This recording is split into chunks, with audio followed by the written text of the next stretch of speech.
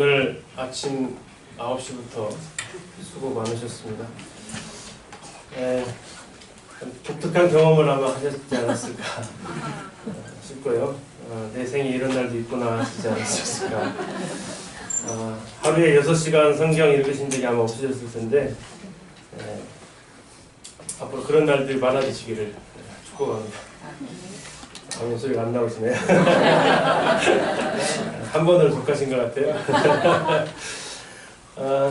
지난 시간에 우리가 이제 소염성이라고 하는 품란에서 발견된 하나님의 말씀 사회사본을 보면서 우리 하나님의 말씀을 어떻게 귀하게 여기고 있는지, 정말 우리가 복받은 민족이고 하나님께서 정말 말할 수 없이 영적으로 부어주신 성경을 가지고 있다는 것 자체가 얼마나 큰 복인지를 생각해 보면서, 그러나 그 복이 정말 나의 복이 되어야 함을 생각해 보게 되었습니다.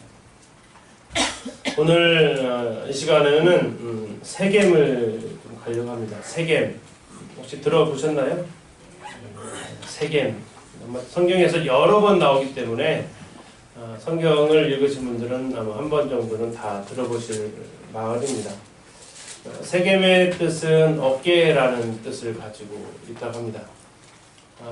어깨가 고개, 그 머리를 중심으로 양쪽에 이렇게 올라와 있는 거잖아요.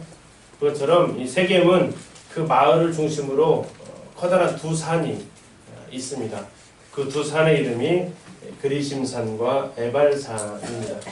지금 지도에서 보시면 가운데 이게 지금 세겜이고, 북쪽으로 에발산이 있고 남쪽으로 그리심산이 있습니다.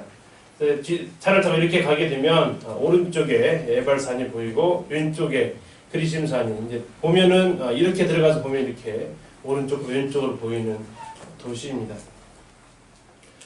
제가 이 세겜을 두 번에 걸쳐서 가보면서 또 성경에 나와 있는 이 세겜에 대해서 찾아보면서 많은 감동이 있었고, 그것을 같이 이렇게 나누고자 합니다.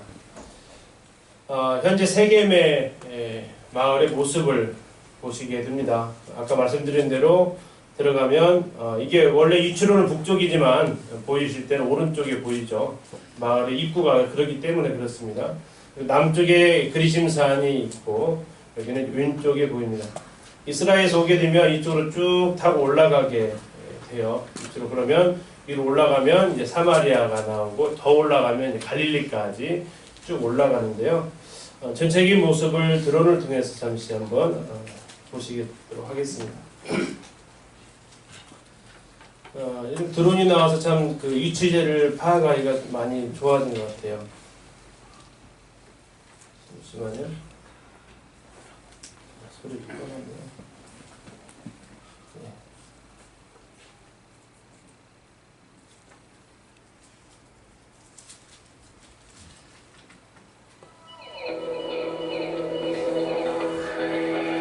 세겜 성입니다. 세겜 성에서 좀 올라간 모습인데요. 지금 오른쪽에 보이는 것이 에발산. 이게 지금 세겜 성읍 현재 인구는 약 한 50만 명. 그냥 예루살렘에서 오면 이 길로 쭉 올라오게 됩니다. 그래서 이 아까 보셨던 오른쪽이었고, 반대쪽 왼쪽에 이제 등장하는 산이 그리심산입니다. 이렇게 보시면 그리심산은 지금 뭐가 보이세요? 나무가 보이죠. 에발산은 어떠세요? 없어요. 어디에 살고 싶으세요? 뭐 말할 필요도 없죠. 우린 그리심산에 살고 싶습니다. 성경도 그리심산을 축복의 산으로 얘기를 하고 있고요.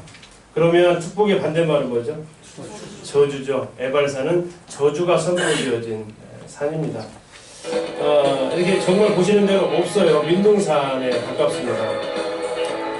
굉장히 넓은 평야가 이렇게 펼쳐져 있지만, 이 넓은 평야지대에 비하면 저쪽 에발산은 정말 황홀한 그런 모습을 볼 수 있어요. 자, 이걸 통해서 이제 우리가 좀 생각을 해보려고 합니다. 이 세겜은 성경에 여러 차례에 걸쳐서 기록이 되어진 장소입니다. 그래서 오늘은 이 세겜에서 어떤 일들이 일어났었고 이제 그걸 통해서 우리가 오늘날 어떤 교훈을 배울 수 있는지를 좀 보려고 합니다. 이것은 작년에 그리심산의 전망대라는 곳이 있습니다. 전망대 올라가서 찍은 사진인데요. 이 그리심산에 올라가면 세겜 지역의 전경을 이렇게 볼 수가 있습니다. 남원 시내를 보려면 어디로 가셔야 돼요? 어디 올라가셔야 돼요? 여기죠, 그렇죠. 여기 올라가시면 돼요. 세겜을 보시려면 그리심산에 가시면 되고요. 지금 이제 보이는 곳이 잘 안 보이시는데 확대를 좀 해보면 여기가 이렇게 되어져 있습니다. 이스라엘 가면은 여기가 이제 요셉의 무덤으로 알려져 있는 지역입니다. 요셉의 무덤. 그리고 이제 신약 시대의 배경이 되는 이 장소인데요. 이렇게 생겼습니다. 여기는 사마리아 여인을 예수님께서 만나셨던 수가성의 우물이죠. 이 예배당 안에 들어가면 예수님과 사마리아 여인이 만났던 우물터가 현재 잘 보존되어 있고, 여기 들어가서 이렇게 물도 직접 길러 볼 수 있고, 작년에 가서는 이제 직접 물맛까지 이렇게 보고 오기도 했습니다. 그리고 이제 또 한 군데가 이렇게 맞죠? 확실하게 찍고 왔습니다. 이게 지금 이제 우물 유적이 이렇게 형성되어 있습니다. 그리고 이제 한 곳이 더 있다면 이제 이곳인데요. 이것이 이제 세겜의 성터가 되겠습니다. 이렇게 형성이 되어져, 이게 지금 세겜 성이 이렇게 쭉 둘러쳐져 있어서 이곳에서 아브라함도 또 여호수아도 다 이곳에서 이제 하나님 말씀을 성경 속에서 확인할 수 있는 장소가 되겠습니다. 그 안에 가면은 이 돌이 사이즈를 비교해 보시라고, 어느 정도 사이즈인지 아시라고 이 앞에 사진을 찍어 봤습니다. 돌이 어느 정도 된 것 같아요? 그렇죠. 제가 있으니까 굉장히, 저보다 크니까 굉장히 큰 돌인데, 여긴 여러 가지 설이 있습니다. 이게 여호수아가 세운 석비다. 여호수아 24장에 나와 있는, 그렇게 말하시는 분도 있고, 아니면 어느 시대인가 모르겠지만 돌로서 기념하는 돌일 것이다 라고 얘기하시는 분도 있습니다. 그래서 이스라엘 세겜에 가면 아까 방금 보셨던 이 세 곳을 주로 이렇게 둘러보게 되는데요. 이게 지금 세겜 성터의 성벽입니다. 좀 더 영상을 통해서 잠시 좀 두 개를 통해서 세겜에 대해서 살펴보도록 하겠습니다. 세겜은 처음에 창세기 12장에서 제일 먼저 나오는 도시입니다. 아브라함이 가나안 땅에 들어와 처음 단을 쌓은 장소가 바로 세겜입니다. 세겜은 그리심산과 에발산 사이에 있는데요. 지금은 산 밑으로 도시가 발달해 있습니다.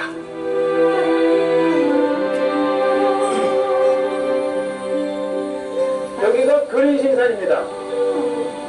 그 다음에 이쪽 북쪽에 에발산이 있어서 저주의 산. 세겜은 고대로부터 이집트에서 시리아로, 메소포타미아에서 지중해 연안으로 통하는 교통의 요지였습니다. 그래서 아브라함이 세겜으로 오기 전부터 사람들이 성을 이루고 살고 있었던 곳입니다. 하나님이 주신 약속의 땅을 찾아 수많은 종들과 세겜 성벽입니다. 세겜으로 돌아온 아브라함. 가나안에 첫 들어온 아브라함의 도시가 바로 이 세겜입니다. 이 세겜성에 들어온 아브라함은 이곳 세겜의 상수리 나무 밑에 제단을 쌓았죠. 이곳에서 이제 아브라함의 도시, 또 야곱의 도시, 그 장구한 세겜의 역사가 시작된 것입니다. 상업도시로 무역의 중심지였던 세겜. 문명이 발달해 있던 세겜은 유목민이었던 아브라함에겐 젖과 꿀이 흐르는 아름다운 땅이었습니다. 하나님께서 약속하신 바로 그 땅인 것이죠.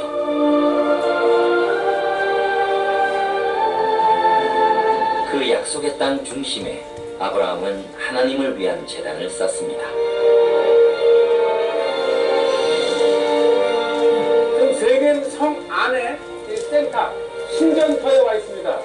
이곳을 중심으로 시작된 세금은 현재 저 뒤쪽으로 인구 50만의 엄청난 큰 도시로 발전되어 있습니다. 하나 더 보고 말씀드리겠습니다.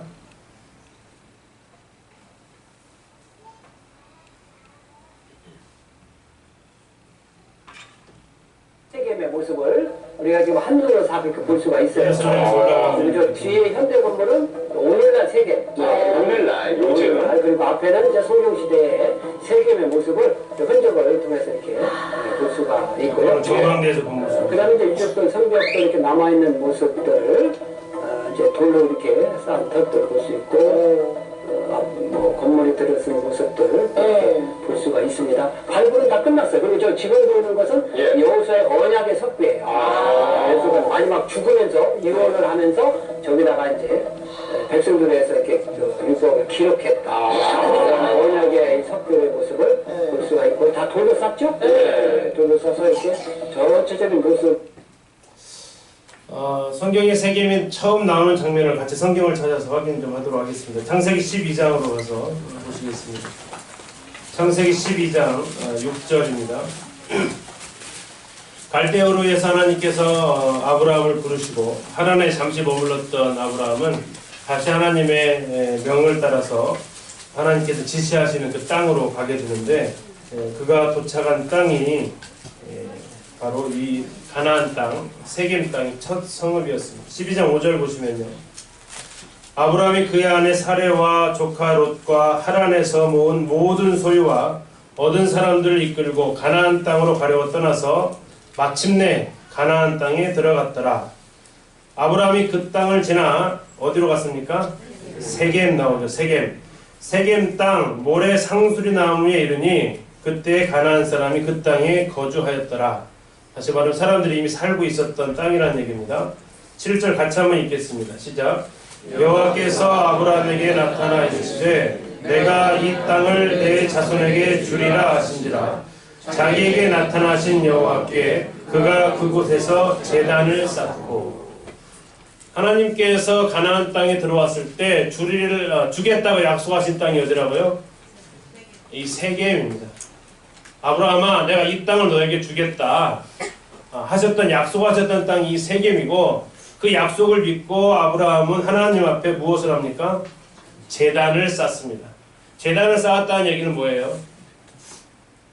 오늘날로 얘기하면 하나님 앞에 예배를 드렸다라는 것입니다. 아브라함이 가나안 땅에 도착해서 제일 처음에 발을 디뎌놓은 땅, 하나님께서 약속으로 주시기로 하신 그 땅 세겜, 그곳에서 하나님 앞에 그는 제단을 쌓고 예배를 처음으로 드리게 됩니다.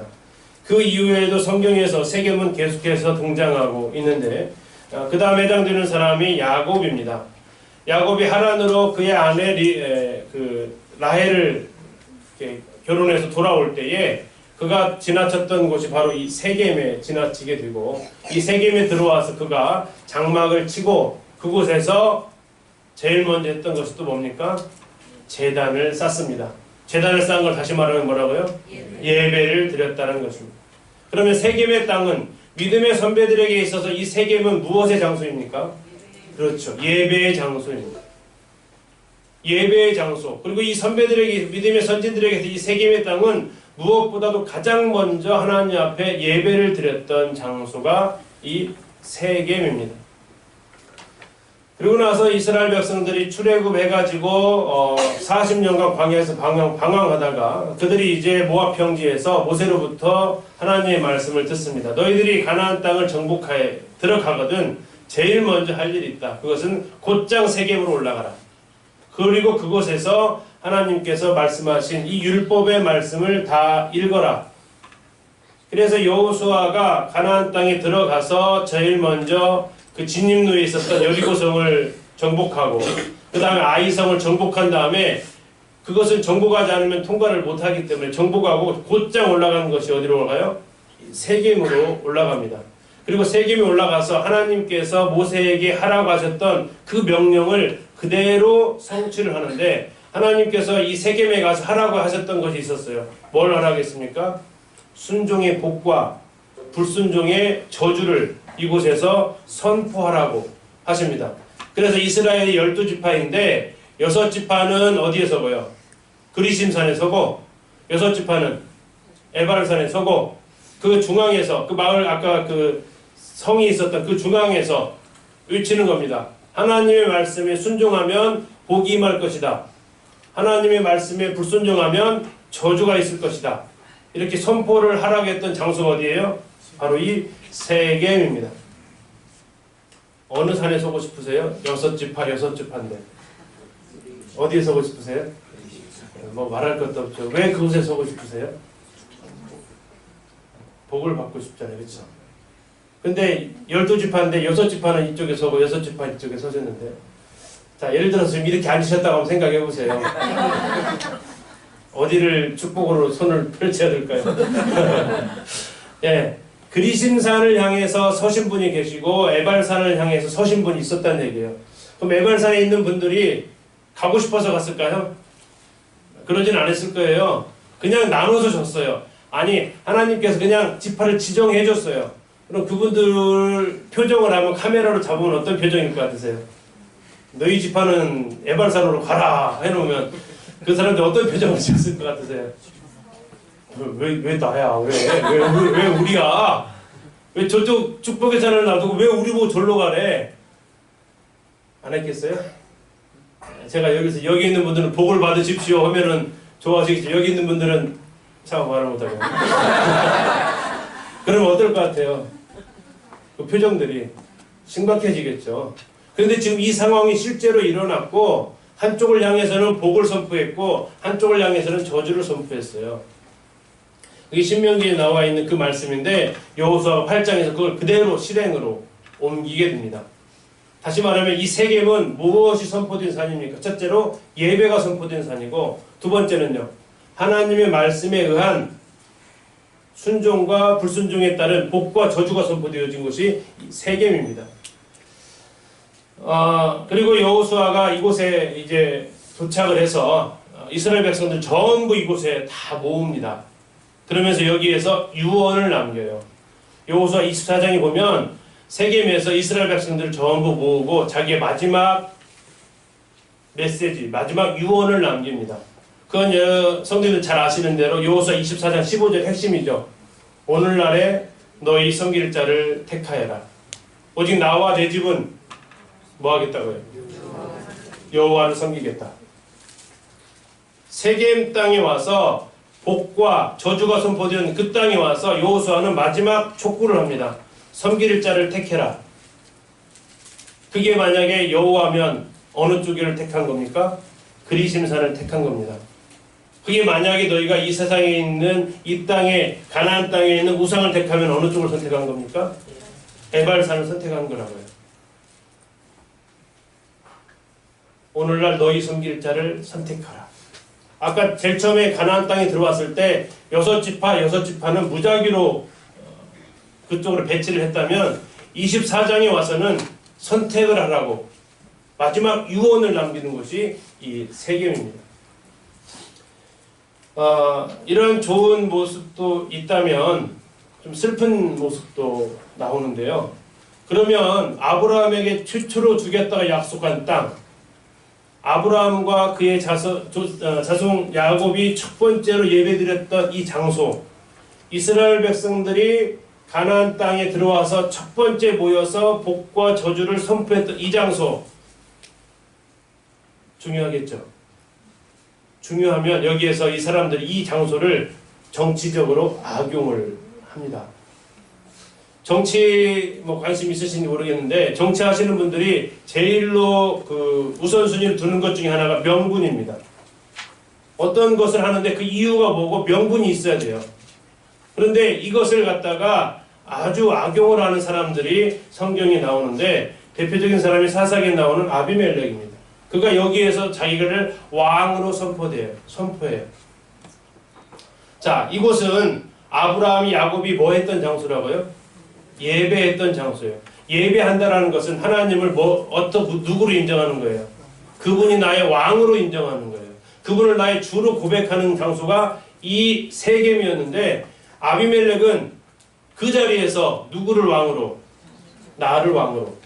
하나님의 그 자리를 찬탈하는 이 짓을 이 세겜 땅에서 하더라 이거예요.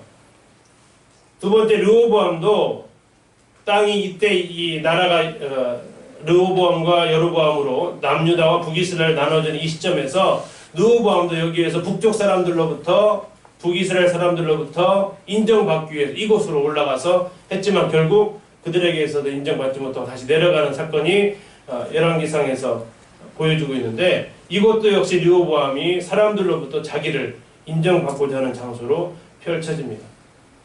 하나님 앞에 예배드렸던 사람이 있는가 하면 오히려 그 장소를 뭘로 이용한다고요? 자기를 숭배하는 장소로, 자기를 인정받는 장소로 그것을 악용하는 사람도 있었다는 겁니다. 또 이 세겜은 신약에서 딱 한 번 등장을 하게 되는데, 성도들 잘 아시는 사마리아 여인, 아까 그 우물 보셨잖아요. 요한복음 4장에 나오는 그 사건에서 한 번 더 등장을 합니다. 자, 그 사건이 등장하는 이유는 예수님께서 그 사마리아 여인이 있었던 그 세겜에 가서 말씀하시고 싶었던 주제가 있으셨어요.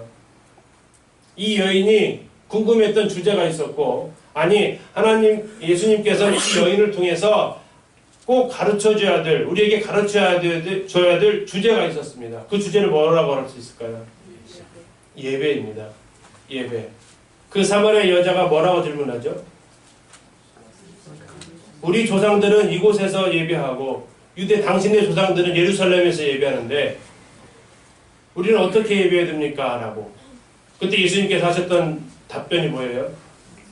예루살렘에서도 말고 이곳에서도 말고 오직 하나님께 예배할 때가 오나니 어디서 어떻게 예배하라고요? 신령과 진정으로 예배할지니라. 이 너무나도 고귀한 이 예배의 진리를 어쩌면 정말 그 사마리아 여인, 그 여인에게 이 예배에 대해서 가르쳐 주신 장소가 이 세겜이에요.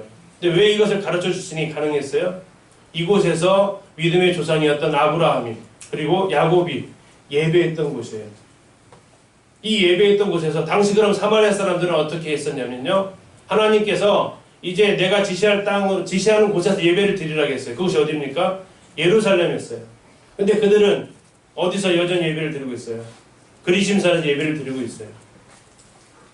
하나님께서 물론 처음에 그곳에서 예배를 받으셨지만 이스라엘 백성들 들어오고 난 이후에는 예루살렘에서 하나님 앞에 예배를 드리라고 했는데 그들은 정치적인 갈등과 민족적인 갈등으로 인해서 너네들은 예루살렘에서 하고 그의 왕이었던 여로보암에 의해서 베델과 단에다가 신전터를 만들었던 그들은 나중에 역사가 지나가면서 이쪽 사마리아에다가 신전터를 만들고 그들에게 예배를 드렸던 사람들입니다.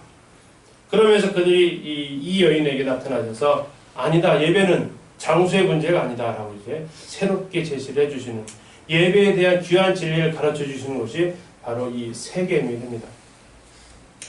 아까 말씀드린 대로 이렇게 이게 지금 세겜이고요. 이쪽이 무슨 산 같으세요?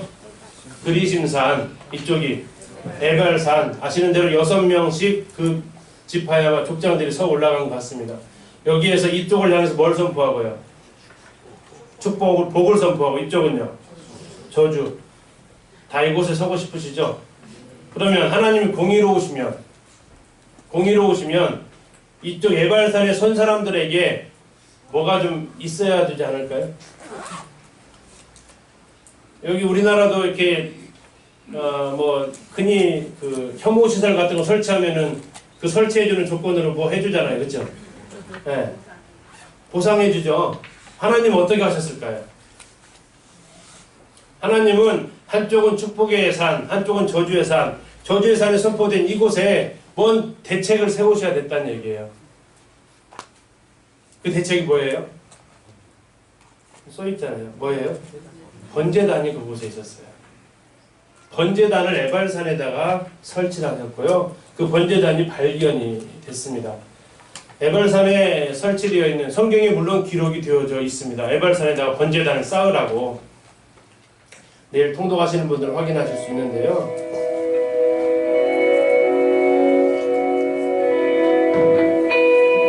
이곳이 지금 번제단 터입니다.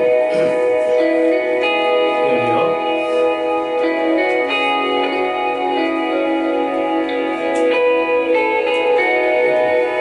정말 나무가 없어요, 거의. 여기에다가 신명기에서 내 하나님 여호와를 위하여 돌단을 쌓으라라고, 에발산에다가 돌단 쌓으라고 신명기 말씀을 해주셨어요. 저주가 선포되는 곳에서.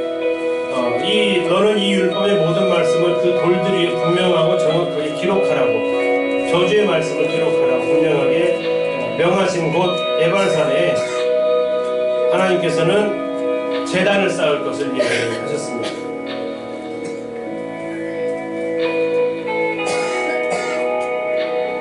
제단을 찾아가고 있는데 지금 이게 보이시는 게 이게 에발산에 설치되어졌던 여호수아의 제단입니다.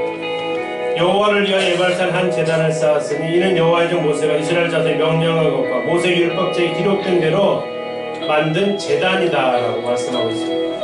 그리고 여기에다 하나님 말씀을 기록을 하라고 하셨고 여호수아가 그대로 수행으로 옮깁니다.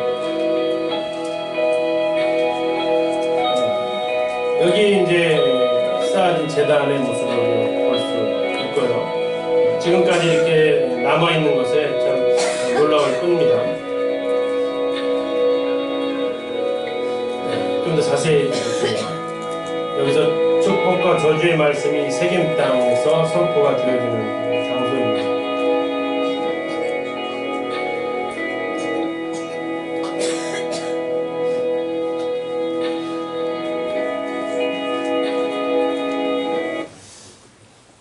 자, 여기에서 이제 몇 가지를 좀 생각을 좀 하려고 합니다. 세겜은 아브라함과 야곱에게 무슨 장소였습니까? 예배의 장소였습니다. 그들은 삶의 가장 우선순위가 예배였던 사람들입니다. 아브라함이 그랬고 야곱이 그랬고 여호수아도 가나안 땅을 정복하고 제일 먼저 올라가서 하나님의 말씀에 순종하는 곳이 이 세겜이라는 거죠. 그런데 오히려 이 예배의 장소에서 자기를 드러내고 자기를 높이고 자기가 인정받고자 하는 또 다른 한 부류의 사람들도 있었다는 겁니다. 이 세 사람의 공통점은 전부 다 왕이에요. 왕. 그들은 이곳에서 하나님이 왕이 아닌 자신이 왕이라고, 자신을 왕으로 인정해달라고 호소했던 사람들입니다. 그리고 이곳은 예수님께서 사마리아 여인에게 나타나셔서 어떻게 예배해야 될지를 가르쳐 주신 굉장히 중요한 장소입니다. 예배의 반대말이 뭐예요? 예배의 반대말? 숭배입니다. 숭배. 예배와 숭배의 가장 큰 차이는 뭘까요? 예배는 누구를 위한 겁니까? 하나님을 위한 겁니다. 숭배는요? 나를 위한 겁니다. 나를 위한 거. 대답하기 좀 곤란한 질문 하나 드릴게요. 하나님이 나를 위해 존재하십니까? 내가 하나님을 위해 존재합니까? 곤란하지 않죠? 나를 위해 하나님이 존재하세요? 하나님을 위해 내가 존재해요? 하나님을 위해서 내가 존재해요. 그렇죠? 거기에 대해서 혹시 불만이신 분 아마 이 자리에 안 계실 겁니다. 맞습니까? 계신다는 하나님을 위해서 내가 존재한다는 것에 대해서 반론을 제기하실 분은 아마 하나님의 자녀들 중에는 없을 겁니다. 이게 인정이 안 되시는 분은 구원을 점검하셔야 될 상황이죠. 자, 그럼 하나 더 묻겠습니다. 그분이 나를 위해 존재하느냐, 내가 그분을 위하여 존재하느냐는 어쩌면 우리에게 있어서 첫 단추를 내가 어떻게 꿰느냐에 해당되는 질문입니다. 자, 우리가 하는 기도를 한번 잠시 한번 살펴보겠습니다. 내가 어떻게 기도하는지. 자, 1번의 기도인지 2번의 기도인지 선택을 한번 해주십시오. 하나님의 뜻은 무엇입니까? 제가 하나님의 뜻을 알고 하나님을 순종하길 원합니다. 2번, 하나님 제가 이번에 이것을 하고 싶습니다. 하나님 이것을 할 수 있도록 도와주십시오. 자, 1번이 예배입니까? 2번이 예배입니까? 2번은 뭐예요? 그럼 우리의 기도는 1번이 주입니까? 2번이 주입니까? 이래서 대답하기 어려운 질문이라고 말씀드렸습니다. 우리는 당연히 예배자라고 얘기합니다. 우리는 당연히 하나님을 높이는 사람이라고 얘기를 하는데 어느 날 이 상황 앞에서 제 자신을 돌아보게 됐어요. 내 기도는 어떠한가? 하나님 앞에 나올 때 내가 하는 기도의 모습은 무엇인가? 하나님의 나라와 하나님의 영광을 위한 기도인가? 아니면 내가 소원하는 바가 이루어지고 내가 계획한 바가 이루어지기를 하나님한테 요청하는 게 많은가? 저 자신에게도 굉장히 이론은 알겠는데 무슨 대답을 해야 될지도 알겠는데 주님이 저에게 정말 그러하냐라고 물으실 때에 정말 대답하기 참 곤란한 질문이었습니다. 우리 성도님들은 어떠십니까? 내가 하는 기도가 어느 것이 더 많으세요?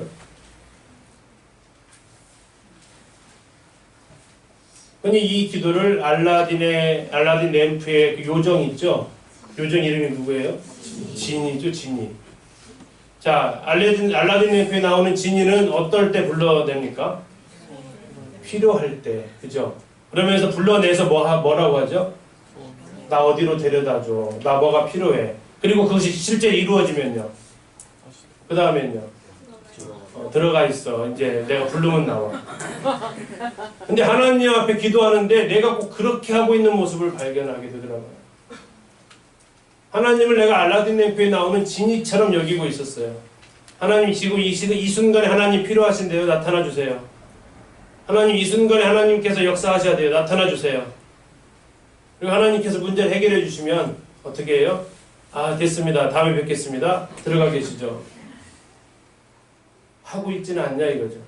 내가 정말 예배자의 자리로 하나님 그분만을 높이고 그분의 뜻이 이루어지기를 바라는 건지, 아니면 하나님은 내가 원하는 것, 내가 소원하는 것을 들어주셔야 하는 분으로 내가 다가가고 있는지.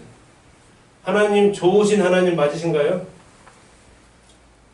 좋으신 하나님 맞으시냐고요? 대답하기가 막 겁났으니까. 하나님 좋으신 하나님 맞으시잖아요. 그렇죠? 근데 우리는 그 좋으신 하나님을 어떻게 하고 있냐면요, 하나님 당신은 좋으셔야 해요 라고 요구하고 있어요. 어떨 때 좋아요? 내 마음에 쏙 드는 행동을 하실 때. 내 마음에 쏙 드는 행동을 하실 때 좋으신 하나님, 좋으신 하나님, 참 좋으신 나의 하나님. 언제? 내 마음에 쏙 드는 것을 해주실 때. 그러냐 이거죠. 이 세겜은 어느덧 내가 그렇게 외치면 제 자신이 아비멜렉이나 르호보암이나 여로보암과 다를 게 없더라고요. 그 자리를 이용하는 거죠. 내가 주님을 위해서 살겠습니다. 내가 주님을 위해서 주님의 영광을 위해 살겠습니다 해놓고 때로는 교회 안에서 내가 인정받으려고 하는 이런 모습은 없었나 또 떠올려 보게 됐어요. 어차피 나는 세상에서 성공할 마음 전혀 없는데 그렇다면 내가 어디서 성공해 볼까? 교회에서 성공해 볼까? 이 교회가 하나님을 높이는 자리가 아니라 오히려 이 순간에 이 자리에서 나를 좀 돋보이게 해보고 싶고, 여기에서 성도들의 인정을 좀 받아보고 싶고, 성도들에게 칭찬을 좀 받아보고 싶고, 오히려 이 자리에서 내가 무엇인가, 그래서 내가 알아주지 않으면, 내가 봉사했는데 성도들이 알아주지 않으면 기분이 그다지 씁쓸하고, 내가 헌신했는데 이 헌신한 것에 대해서 인정해주지 않으면 그다지 마음이 편하지 않고, 누구를 위해서 한 거냐 이거죠. 이게 예배하는 듯 했는데 어느 순간 내가 숭배의 모습으로, 사람들이 우상 숭배하는 목적이 뭐예요? 우상 숭배하는 목적이 누구를 위한 거예요? 절에 가서 이렇게 불상을 이렇게 앞에서 시성을 드리고 하는 것이 누구를 위한 거죠? 그 불상을 위해서 하던가요? 아니요. 불상한테 조금 주고 몇 배로 받아내려고 하거든요. 이거 좀 복채 주면서 좀 더 받아내려고. 그건 뭐냐면 예배가 아니고 그걸 뭐라고 한다고요? 숭배라고 한다고. 이 세겜을 방문하면서 생각했던 것이 그거예요. 나는 예배자인가 아니면 숭배자인가? 내일 우리는 주님의 떡과 잔 앞에 다 나와서 예배를 드릴 겁니다. 그때 입을 열어서, 아니 오시기 전에 내가 마음이 준비해서 오시나요? 예배를 드리기 전에 오늘 저녁에 말씀을 좀 빨리 끝낼 겁니다. 뭐 하시라고요? 예배 준비하시라고. 예배 준비하라고 빨리 끝내지 쉬시라고 빨리 끝내는 거예요. 예배 준비하시라고. 예배자로 오시라고. 예배자로 오시라고요. 어떻게 해요? 신령과 진정으로. 이 하나님의 성령에 의해서 하나님의 말씀대로 우리가 예배할 수 있기를 생각하게 됩니다. 그렇지 않으면 어느 순간 나는 예배를 숭배의 도구로 하나님이 나를 위해 존재하는 나를 위해서 하나님은 늘 기도에 응답하셔야 되고 내가 원하는 걸 들어주셔야 되고 내 필요를 채워주셔야 되는 분. 말은 하나님 나를 위해 존재하시는 그분이라 말하지는 않지만 내가 하는 태도나 행동에는 하나님 그분은 정말 나를 위해 존재하시는 분. 이게 커지니까 어디까지 가는가 봤더니요. 구원도 누구를 위해서 받아요? 우리 성도님들 구원받은 거 누구를 위해 구원받죠? 복음이 누구를 위한 복음이죠? 나를 위한 복음입니까? 하나님을 위한 복음입니까? 스타트가 어쩌면 나를 위한 복음으로 가고 있어요. 너 지옥까지 말해야지. 틀린 말은 아닙니다. 그런데 복음을 정말 그것의 뿌리를 찾아보면 너 언제까지 하나님과 그런 관계를 유지할 거냐? 이제 하나님 앞에 돌아와서 하나님 앞에 예배자로 너의 본분, 사람을 창조하신 그 본분에 맞게 하나님을 섬기는 사람으로 살아야 되지 않겠냐? 그러기 위해서 구원받는 건데 구원받는 것 자체가 어떻게 돼 있어요?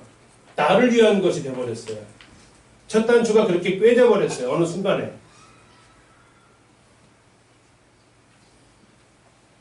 구원의 그 목적이 아니에요. 천국 가는 것은 그렇게 사는 사람들에게 하나님이 주시는 그냥 선물이고 은혜지 그걸 위해서 지옥 안 가기 위해서 구원받는 게 아니라고요. 자, 그렇게 해서 구원받으니까 그 다음 현상이 어떻게 나타나느냐? 성도들을 향해서 이렇게 나타나요. 나머는 제가 정말 모르니까 이렇게 나타나더라고요. 형제, 예수님도 나 위해 죽었다. 근데 형제는 뭐하냐? 무슨 상황인지 이해 가세요? 예수님도 나 위해 죽었는데 형제는 나를 위해서 지금 뭐하고 있어? 말은 이렇게 안 해요. 근데 그렇게 형제 자매들한테 내가 요구하고 있어요. 아니신가요? 아니면 정말 감사한 일이에요. 천지를 창조하신 예수님도 나를 위해 죽으셨고 그분도 나를 위해 부활하셨고 그분이 내 기도 들어주시고 그분이 모든 건 나를 위해서 하고 계시는데 형제 자매들은 지금 나를 위해서 뭐하고 있어? 요구하고 있더라니까. 교회 와가지고 성도들한테 요구하고 있어요. 나 인정해달라고, 나 격려해달라고, 나 축복해달라고. 왜? 예수님도 그렇게 하셨는데 그 잣대를 나한테 들이대는 게 아니라 우리는 이걸 바꿔야 하거든요. 어떻게 해요? 성경에서 말한 대로 우리 옆에 있는 분이 어떤 분이세요? 그리스도께서 위하여 죽은 형제예요. 그러면 이게 이렇게 되면 정상이에요. 아, 저 형제님을 위해서 주님이 죽으셨는데 내가 저 형제를 어떻게 섬길까? 이것은 예배자의 모습이에요. 근데 이게 뒤집어지면요. 비슷한 것 같은데 굉장히 큰 차이예요. 이게 뒤집어지면요. 아, 예수님이 나를 위해서 이렇게까지 희생해 주셨는데 저 자매는 좀 왜 그러지 나한테? 비슷한 듯 한데 굉장히 큰 차이를 가져와요. 헷갈려 예배하고 숭배해요. 굉장히 헷갈린다고요. 내가 어떠한 마음이냐 이거죠. 이 세겜은 그들에게 있어서 제일 우선순위가 하나님이셨고 그 하나님을 기억하고 하나님을 높이는 장소였는데 오히려 다른 사람들은 이것을 자신을 인정받고 자신을 높이는 수단으로 활용할 수 있다. 두 번째는 이곳은 여호수아가 유언했던 장소이고 하나님께서 제일 먼저 이곳에 가서 외치라고 했던 신앙의 시작과 또 신앙의 마지막이 이곳에서 여호수아에게서 기록되어진 곳 이곳입니다. 여호수아가 외칩니다. 오늘날 섬길 자를 택하여라. 우리 믿음의 자손들 저희 교회도 다음 세대를 위해서 많이 마음을 쓰고 수고하고 있고 남원교회도 그런 줄 알고 있어서 감사가 듭니다. 다음 세대가 다른 세대가 되지 않기를 간절히 바라는 마음으로 우리 청소년 사역, 청년 사역을 하시고 계실 텐데요. 만약에 내가 자녀들에게 마지막 유언을 남긴다면 어떠한 말을 하시고 싶으세요? 여호수아에게 인터뷰를 했어요. 여호수아님, 당신은 다음 세대에게 무슨 말을 남기실래요? 여호수아가 뭐라고 인터뷰에 대답을 합니까? 오늘날 섬길 자를 택하여라. 나는 나와 내 집은 여호와를 섬기겠다. 그 이유가 바로 이 세겜 땅, 그것이 바로 하나님께서 주시는 복이냐, 아니면 그것을 거절한 하나님께서 주시는 저주를 받는 길이냐, 이것이 달려져 있다는 거죠. 우리는 우리 다음 세대, 우리 학생들, 청년들에게 어떠한 말을 남길 수 있을까요? 무슨 말을 그곳에서 해줄 수 있을까요? 우리는 알고 있어요. 뭘요? 하나님 말씀에 순종하는 것이 복이라는 것을. 우리는 경험을 했어요. 그 말씀에 불순종하고 나가면 잘 되는 것 같지만 결과적으로는 그건 실패라는 것을. 그런데 우리 다음 세대, 여기에 있는 우리 학생들, 청년들은 어쩌면 믿음을 선택한 적이 없어요. 우리 청년들이 있지만, 학생들이 있지만, 남원교회를 선택해서 나온 학생들이 별로 없어요. 다 뭐해서 왔어요? 그냥 엄마 아빠에 의해서 자연스럽게 온 거예요. 교회를 선택해 본 적이 없어요. 아니, 하나님을 선택해 본 적이 없어요, 이들이. 그냥 운명이었어요, 어쩌면. 운명이다 보니까 그들에게 있어서 하나님은 아버지 하나님, 엄마의 하나님은 되지만 나의 하나님은 안 되었어요. 나의 하나님. 제가 대학교 때 굉장히 고민했던 게 그거였어요. 나의 하나님은 누구냐? 우리 이런 그 청년들을 이렇게 질문 한번 했습니다. 대학생들에게 시험지 있죠, 시험지. 중간고사, 기말고사 보면 초중학교 때는 막 4개 중에 5개 중에 고르는 거니까 그건 좀 그렇고, 그건 얼마든지 우리가 고를 수 있을 것 같아요. 하나님에 대해서 고르라고 하면. 그냥 그 백지를 주고 나의 하나님에 대해서 쓰시오. 이 문제가 나갔다고 생각 한번 해보세요. 내가 경험한 하나님을 쓰시오. 얼마나 쓰실 것 같으세요? 내가 경험한 하나님. 부모님들하고 우리 자녀들하고 쓰라고 하면 어떠실 것 같으세요? 믿음의 1세대는 믿지 않는 가정에서 하나님을 선택해야 했고, 그분은 어떠하신 분인지를 알고 그분을 따르기를 선택했지만, 어쩌면 믿음의 2세대는 굉장히 복을 받은 세대 아닙니까?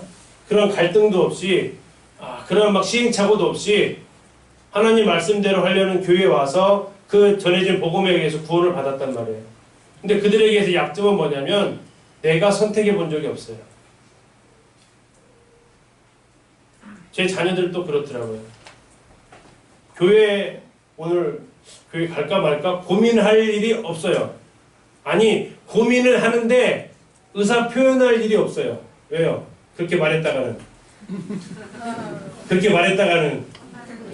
그 레이저를 받게 되거든요. 너 지금 이거 받을 거거든요. 그러다 보니까 정말 믿음이 안 가는 것에 대해서도 표현도 못하고 하나님에 대해서 알고자 하는 그런 간절함도 별로 없어요. 배고픈 사람한테 주면 굉장히 맛있죠, 그죠? 근데 막 식사하신 분한테 뭘 주면 아유 됐어 이제 그만. 아이들의 상황이 지금 믿음의 2세대가 이 상황과 많이 흡사해요. 그들은 요구한 적이 없는데 계속 제공이 되었거든요. 그리고 거기에 대해서 고민하거나 선택할 기회는 별로 없었어요. 그러다 보니까 어떤 일이 벌어집니까? 대학생이 되고 타지로 나가면 그들의 믿음이 편안하십니까? 걱정되십니까? 이걸로 나뉘는 것 같아요. 부모 곁을 떠나서 다른 지역으로, 서울로 혼자 올라가서 믿음 생활을 할 수 있을까? 그게 불안해서 못 보내진 않는가? 이것이 저에게 있어서 굉장히 큰 고민 중에 하나. 아무도 모르는 사람들, 다 모르는 사람들. 그런 가운데서 그가 믿음을 지킬 수 있을까? 여호와를 선택할 수 있을까? 세상의 친구들이 아닌 하나님을 선택할 수 있을까? 우리는 그 상황에서 가는 아이들한테 분명하게 선언을 해야겠죠. 그것의 복과 순종의 복과 불순종의 저주 앞에서 우리 다음 세대에 대해서 생각을 합니다. 예수님께서 십자가의 길을 가실 때 한 무리의 여자들이 와서 웁니다. 예수님이 그들을 가리켜서 예루살렘 여자들아 하셨어요. 자신을 위해서 울고 있는 그 여인들을 향해서 예수님께서 뭐라고 하셨죠? 예루살렘 여인들아, 나를 위해 울지 말고 누구를 위해서 울어요? 첫 번째는 너희를 위해서 울고, 두 번째는 너희 자녀들을 위해서 울어라. 그 말씀을 보는데요, 정말 갑자기 등불이 서늘해지는 경험을 했습니다. 주님이 이렇게 얘기하세요. 너와 너희 자녀를 위해 울라 하시면서, 지금도 그 생각하면 약간 긴장이 드는데요. 울래 울게 해줄까?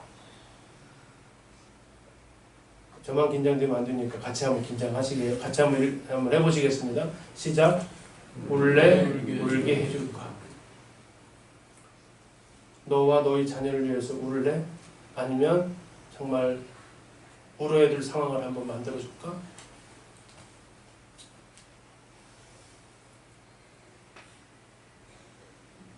제가 자녀가 5이잖아요. 많은 것 같진 않은데 5이 많다는 생각은 별로 안 들어요. 근데 걱정은 좀 많이 돼요.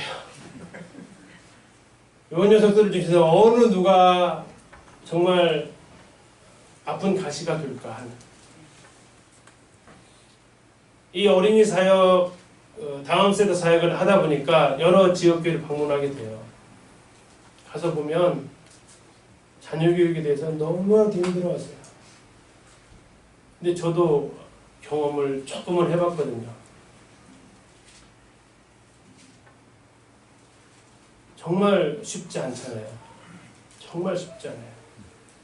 그렇게 천사 같던 애가 그 뭐 사춘기인지 뭔지만 딱 지나가면 어떻게 그렇게 달라지는지 정말 쉽지가 않더라고요. 그래서 하나님 앞에 그랬죠. 하나님 정말 힘드네요 했더니 하나님 뭐라고 하실게요? 힘드냐? 나도 힘들다. 힘드냐? 나도 힘들다. 하나님 힘드시다고요? 힘들어. 하나님 뭐가 힘드신데요? 이사야서 1장 2절을 봐봐. 내가 얼마나 힘든지. 그래서 찾아봤지 않습니까? 이사야서 1장 2절. 하나님 거기서 뭐라고 하셨냐면요. 하늘이여 들으라. 땅이여 들으라. 내가 내 자식을 양육하였거든. 그들이 나를 거역하였다. 얼마나 폭폭하면, 우리 폭폭할 때 뭐라 그래? 일로 와봐. 내 말 좀 들어봐봐. 내 말 좀 들어봐봐. 하지 않습니까? 하나님이 얼마나 폭폭하면 하늘이여 들어라. 땅이여 좀 들어봐라. 내가 내 자식 이스라엘을 양육했는데 뭐 했다고요? 그들이 나를 거역한다. 그들이 나를 거역한다. 하나님이 그러시더라고요. 힘들지? 그만 마라. 나도 힘들었어. 우리 부모님도 힘드신 거요. 하나님이 아신대요. 이스라엘이 얼마나 하나님 앞에 불순종했는지. 내일 민수기를 읽어보면 하나님께서 이런 말씀하세요. 너희가 10번이나 나를 불순종했다. 진짜 10번일까요? 많다라는 뜻의 10번일까요? 아니요. 진짜 10번이었어요. 제가 소스라치게 놀랐어요. 찾아봤어요. 진짜 10번인지, 출애굽 이후부터 진짜 10번 동안 했는지. 와, 하나님 세고 계셨어요. 세셨어. 10번 계속해서 그 하나님 앞에 불순종 원망했던 거 세셨더라고요. 그 말씀하시던 그 타임까지 정확히 10번이에요. 성경 기록된 게. 어느 정도까지 하나님께서 하십니까? 야, 내가 싹 쓸어버리고 새로 창조할게. 내가 싹 없애버리고 너한테 새로운 민족을 줄게. 이 정도까지 하나님 힘드시고 속상하시고 어려우셨던 감정을 표현하세요. 그러면서 저한테 말씀하셨던 게, 봤지? 내가 얼마나 힘든지. 너 힘든 거 알아. 알아. 나도 힘들었어. 어쩌면 자식 문제에 대해서는 왕도가 없죠. 그러면서도 제가 이 자녀교육 특강을 또 하고 다니지 않습니까? 그러면서 첫 스타트할 때 이런 얘기를 해요. 왜 이렇게 할 수밖에 없었는지에 대해서. 히브리서 말씀을 제가 굉장히 좋아합니다. 히브리서 말씀이 이렇게 나와 있어요. 대제사장이 이스라엘 백성들을 용납할 수 있을까요, 없을까요? 늘 뒤집어가지고 와서 속건제 드리는 그들을 보면서 제사장이 어떤 마음이 들었을까요? 어휴, 진짜 한심해 죽겠네. 이랬을까요? 아니면은 저게 내 모습인데, 저게 내 모습인데 했을까요? 예, 히브리서 보니까 이렇게 말씀해요. 저게 내 모습인데, 저게 내 모습인데. 대제사장이 무식하고 연약한 자들을 능히 용납할 수 있었던 이유와 자기도 연약에 휩싸여 있기 때문이다. 연약이 쌓인 정도가 아니고 어떻게 했다고요? 휩싸여 있어요. 이게 참 한국 발음 표현이 참 멋있어요. 휩싸여 있어요. 휩싸여 있다는 게 뭐예요? 탈출구가 전혀 보이지 않는 가운데서 그냥 연약함이 자기를 뺑 둘러쳐져 있는 상황. 그런 대제사장이었기 때문에 이스라엘 백성들을 어떻게 할 수 있었다고요? 용납해 줄 수 있었다. 얼마나 감사가 되는지 몰라요. 그래서 부모님들한테 특강감이 이런 얘기예요. 제가 이렇게 설 수 있는 것은 제가 잘해서 온 것이 결코 아닙니다. 저는 다이너마이트 같은 애들이 5이나 있습니다. 언제 어디서 터질지 모르는 아이들입니다. 요즘은 우리나라의 특성상 미국은 20살까지래요. 자녀 책임이. 근데 이 동양권은 무한 책임이래요. 아, 미치겠어요. 결혼하고도 자식들이 몇 길 오잖아요. 또 부모님들은 또 받아주시고. 이쪽만 그런데 이쪽만. 빨리 없어졌으면 좋겠어요. 70%예요. 70%. 부모도 그렇게 느끼고 있고 사회도 의뢰 그러야 된다고 느끼고 있어요. 너무나 어디까지 너무 어려운데 그게 5이라니까요. 불쌍함을 만드세요. 근데 하나님께서 같이 연약이 휩싸여 있으니까 아시죠? 동병상련. 그래서 이야기를 했더니 대구 한 교회에서 이걸 했더니 그쪽 형제님 그런 얘기 하세요. 소형제는 5이나 된 게 그 강이 얼마나다.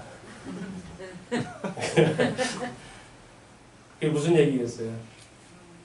얼마나 두렵고 떨리겠냐. 이 다음 세대 이 문제는 참 어려운 문제입니다.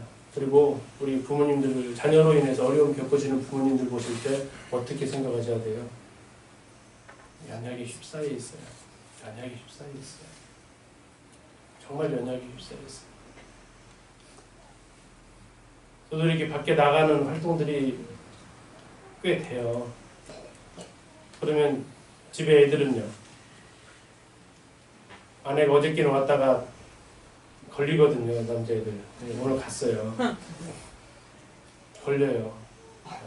저도 늘 걸려요. 아들이 내일에다가 딸이 막내 하나 있는데 어느 날 아들이 저한테 그러는 거예요. 아빠는 왜 아들만 쭉 낳았어? 그걸 내가 결정하냐? 그거 내가 결정하냐?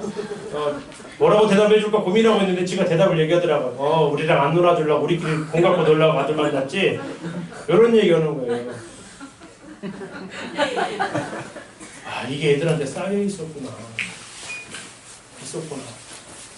근데 감사한 것은 바쁜 줄 아니까 바쁜 가운데 시간 1시간 내서 놀아주는 것을 굉장히 고마워하는 거. 그 마음을 누가 주셨을까 생각하니까 하나님이 주신 것 같아요.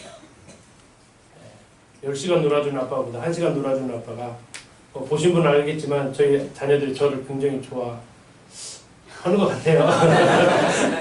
하는 것 같은데 은혜죠. 근데 참 갈등이 있어요. 어려움이 있고. 다음 세대의 문제. 왜냐하면 보이잖아요. 부모들은 순종과 불순종의 복과 저주가. 여호수아가 얼마나 애타는 마음으로 했겠어요. 내일 신명기를 읽으실 때도 말씀드리겠지만 신명기의 모세가 저기 다 얘기하고 저 뒤쪽에 가서 이스라엘 백성들한테 이제 마지막 유언을 남깁니다. 그러면서 이런 얘기를 해요. 아들아, 너희들의 모습을 보니까 내가 쭉 한 30장 출애굽기 한 30장을 설교를 했거든요. 설교를 딱 하고 이제 마지막을 돌아보면서 이제 마지막 이제 마무리를 하는데 지킬 것 같다, 못 지킬 것 같다. 30장에 걸쳐 설교를 한다니까요. 신명기에서. 그리고 이제 마지막에 정리를 하는데 이스라엘 백성들을 쫙 보니까 지금까지 살아온 모습을 쫙 보니까 지킬 것 같은 확신이 들까요? 못 지킬 것 같은 불안감이 들까요? 못 지킬 것 같아요. 모세가 그걸 표현을 해요. 신명기에서. 설교를 30장 하면 뭐예요? 이게 하나도 안 지킬 것 같은데. 그러면서 뭔 얘기하냐면 너희들 살아온 모습을 보니까 안 될 것 같아. 안 될 것 같아. 그 심정이 어떨 것 같아? 다음 세대 이 문제는 온 교회가 같이 풀어가셔야 될 일입니다. 우리 교사들한테만 맡겨놓으셔도 안 되고요. 그 부모들한테만 맡겨놓으셔도 안 되고요. 이것은 교회의 문제를 인식하시고 같이 풀어나가야 될 숙제가 아닌가 싶습니다. 마지막입니다. 이곳은요. 축복이 선포된 산이고 아까 말씀드린 대로 저주가 선포된 산이에요. 축복의 지파 6지파 부러우시죠? 저주가 선포된 저 6지파 안쓰럽죠? 안 그러세요? 근데 놀라운 것은 하나님께서 제단을 어디에다 세우라겠다고요? 에발산에 세우라겠어요. 자, 이렇게 되면 이제 공평해졌나요? 공평해졌나요? 예? 저주를 선포한 산에다가 제단 세워줬으니까 공평해졌나요? 그러면 어디에 이제 선택을 한번 해보십시오. 그리심산의 축복, 에발산의 저주가 선포되었지만 플러스 제단, 하나님 앞에 해결할 수 있는 길이 열렸어요. 어디 선택하실래요? 어디요? 그리심산이요, 에발산이요? 그의 산 하지 마시고 어느 산이요? 어느 산? 그의 산 하지 마시고 어디요? 그리심이에요, 에발이에요? 우린 내일 예배 시간에 우리가 어디에 있어야만 했던 존재인가를 알게 돼요. 우리는 어디에 있을 수밖에 없는 존재입니까? 인정하기 싫지만 우리는 에발산에 어쩌면 가 있어야 될 존재들 아닙니까? 율법의 저주 아래에서 자유로우신 분 계십니까? 그리심산에 있는 사람들은 예수님 표현으로 말하면 건강한 사람에게는 의원이 쓸데없어요. 누구에게 필요합니까? 병든 자에게라야 쓸데있느니라. 그리심산은 건강한 사람, 에발산은요? 병든 사람. 그런데 누가 계시다고요? 그쪽에 제단이 있고 하나님께서 치료를 허락하시고 하나님께 은혜를 베푸신다고요.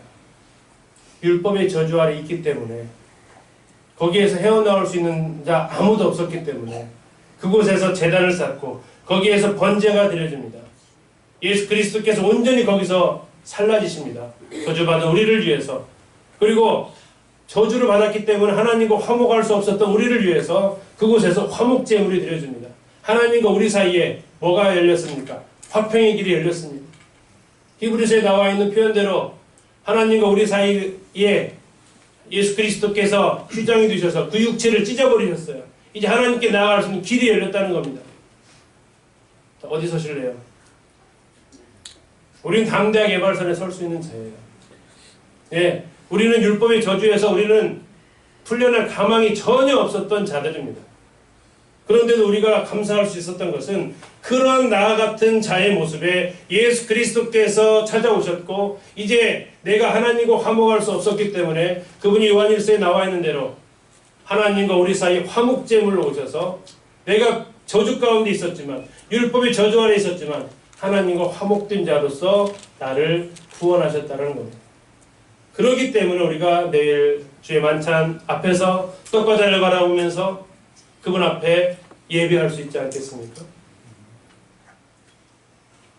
우리는 그리심산에 있으면 그분의 그 사랑 잘 몰라요. 제가 좋아하는 말씀 중에 그 누가복음 7장에 나오는 한 여인 이야기가 나옵니다.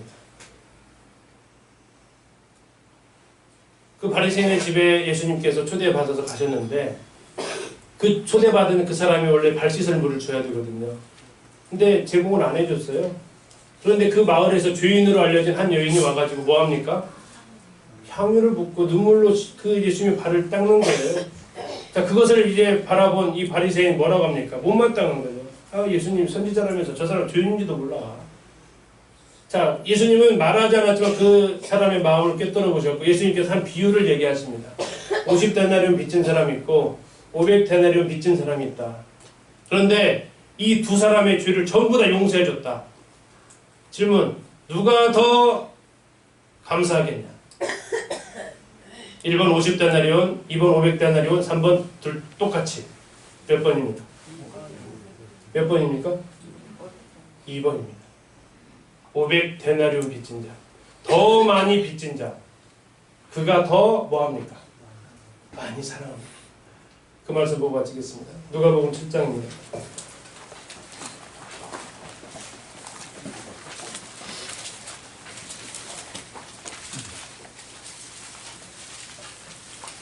누가복음 7장 42절.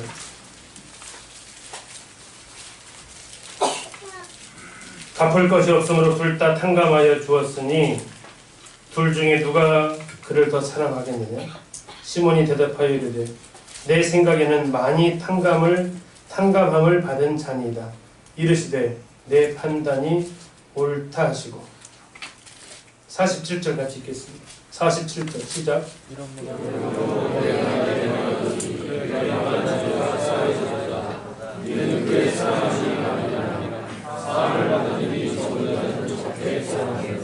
누가 많이 사랑한다고요? 내 죄가 많이 사해진 것을 아는 사람이 많이 사랑합니다. 내가 에발산에 설 수밖에 없는 자라는 거, 그 사실을 아는 사람이 내일 예배자로 설 수가 있습니다. 내가 뭐 잘못한 것도 없고 뭐 내가 그렇게 어떻게 산 것도 없는데 하는 사람은 예배 시간에 와도 별로 감사할 게 없어요. 감사하겠죠. 소극하니까. 50데나리온 탕감받은 사람의 모습이죠. 그래서 주님은 분명하게 얘기하십니다. 많이 탕감받은 자는 뭐 한다고요? 많이 사랑한다. 내가 그리스도인이 아니라 정말 하나님 저는 에발산에 설 수밖에 없는 자였습니다. 하나님, 저는 정말 에발산에서 저주 아래 있을 수밖에 없는 자였습니다. 그런 저주 아래 있는 나를 위해서 주님께서 오셨고 주님께서 나의 모든 저주를 대신 받아주셨고 그 용서받을 수 없는 죄에서 저를 구원해 주시니 제가 너무나도 큰 죄악 가운데 저를 구원해 주시니 제가 하나님 앞에 예배할 수밖에 없는 에발산에 설 수 있는 은혜, 그리고 그 에발산에서 하나님의 구속하심과 속량하심을 깨닫는 그 은혜, 그 은혜로 내일 우리가 주의 만찬 예배 앞에 설 수 있기를, 그리고 그 자리에서 정말 찬양할 때 립싱크 안 하시죠? 자칭 아이돌인지 생각하시고 립싱크 하지 마시고 정말 우리 청년들, 학생들 더 크게 아까 찬양할 때 그 우렁찬 목소리로 내 그 많은 죄를 용서해 주시고 탕감해 주셨는데 어쩌면 예배 시간에 이렇게 하는 모습은 예수님께서 책망하셨던 45절 너는 내게 입맞추지 아니하였고 46절 너는 내 머리에 감람도 붙지 않았고 하는 모습으로 예배를 드릴 수 있어요. 근데 내가 사함받은 것이 많다라는 것을 아는 사람은, 내가 저주 아래 있었다라는 사실을 아는 사람은 하나님 앞에 온전히 감사할 수 있습니다. 목청껏 소리 높여 찬양할 수 있어요. 어찌 그 하나님의 사랑 앞에 립싱크로 찬양할 수 있겠습니까? 어찌 하나님의 그 사랑 앞에 입 다물고 있겠습니까? 그 이유는 아직도 내가 내 죄가 얼마만큼 사함받았는지를 잘 모르니까 그래요. 잘 모르니까. 여전히 나는 그리심산에 서 있어도 괜찮은 사람처럼 생각하니까. 그렇지 않잖아요. 알면 알수록, 구원받은 시간이 지나면 지날수록 정말 나는 예수님 아니면 어쩔 수 없었던 죄인이다. 대책 없는 죄인이다라는 사실을 우리는 알아가지 않습니까? 구원의 깊이는 어쩌면 죄를 깨닫는 깊이 같아요. 그 은혜 앞에서 우리가 예배할 수 있기를. 세겜은 예배의 장소입니다. 어쩌면 다시 처음으로 돌아가면 그 사실을 모르는 사람은, 내가 얼마나 죄악된지를 모르는 사람은 그 예배가 장소가 아니라 숭배하고 있을지도 몰라요. 그리고 우리가 이 예배하는 이 신앙은 정말 간절하게 우리 다음 세대도, 우리 자녀들도, 우리 자녀들의 자녀 손자들까지도 동일한 이 같은 믿음으로 다음 세대가 될 수 있기를, 남원교회가 주님 오시는 그 순간까지 계속해서 복음이 전파되어지고, 그리고 교회의 진리가 전파되어지고 그리스도의 사랑이 실행되어지는 그것이 되기 위해서 우리가 정말 이 세겜에서 있었던 이 사건들을 기억해야 됩니다. 감사합니다.